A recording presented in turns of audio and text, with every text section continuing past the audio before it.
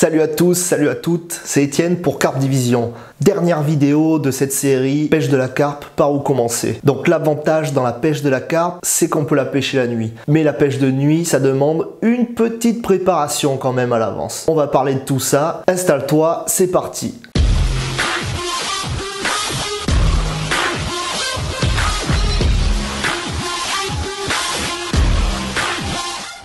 La pêche de la carpe, elle se pratique en no-kill, c'est-à-dire qu'on va relâcher à chaque fois sa prise. Du coup, on a le droit de la pêcher la nuit, mais pas partout. Quand tu pêches des plans d'eau privés, en général, la pêche de la nuit est autorisée. Par contre, si tu pêches le domaine public, tu vas avoir des endroits réservés à la pêche de la carpe la nuit. Avant de poser ta tente, il faut que tu te renseignes de voir si tu es dans une zone dans laquelle tu peux pêcher la nuit. Sinon, tu te retrouves hors secteur. Et le hors secteur, c'est mal. Toutes les infos pour savoir si tu peux pêcher de nuit ou pas, tu le trouves sur le site de la fédération de ton département.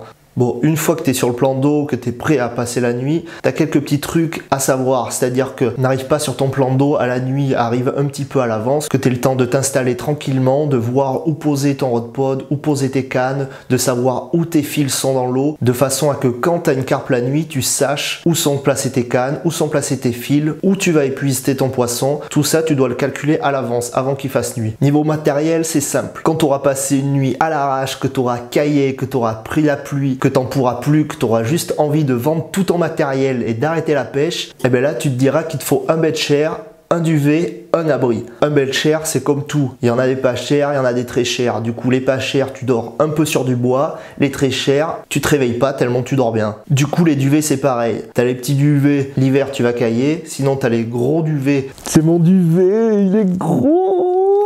Il est chaud. Pour les abris, tu as deux sortes d'abris. La tente, qu'on appelle le bivy, et tu as sinon le parapluie, qu'on appelle le broli. On parle détecteur un peu? Ça va sonner dur là. Pour la nuit, c'est vraiment indispensable. Quand je suis allé faire mes courses à Decathlon, j'en ai trouvé pour 7 €. Après, je sais pas ce que ça vaut. Peut-être que si tu prends une rafale de pluie, ils vont pas tenir. Je n'en sais rien. Pour finir, le meilleur conseil que j'aurai à te donner, c'est vraiment de te lancer. Pars avec tes potes au bord de l'eau et puis fais la nuit. Et tu vas vite comprendre ce qui te manque. Et au final, tu te rendras compte que les 3 choses essentielles à avoir pour pêcher la nuit, ça va être, je te montre parce que je les porte au pied là en ce moment, une paire de Crocs. Parce que ça s'enfile super vite. La deuxième chose, une lampe frontale. Et la troisième chose indispensable pour passer une nuit à la pêche de la carpe, de quoi faire le café le matin.